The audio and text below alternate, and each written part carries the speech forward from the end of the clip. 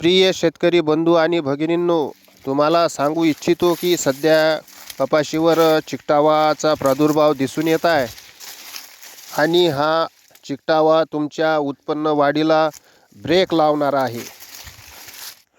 तुम्ही पाहू शकता, सध्या कपाशीवर चिकटाव्याचा प्रादुर्भाव खूप दिसून येत आहे. मित्रांनो, हा चिकटावा पिवळ्या माव्याच्या प्रादुर्भावाने येतो.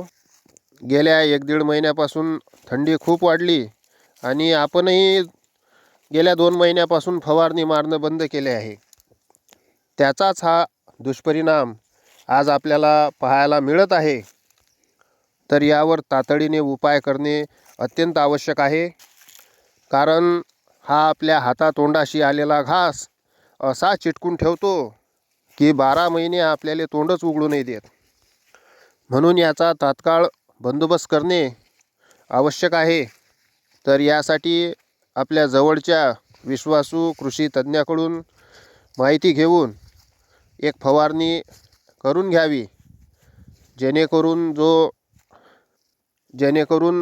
जो आपला माल आहे कापूस, तो चांगल्या प्रकारे फुटून आपल्याला उत्पन्नात वाढ होईल. आमची माहिती जर आपल्याला आवडली असेल तर लाईक, शेअर आणि सबस्क्राईब करा. धन्यवाद.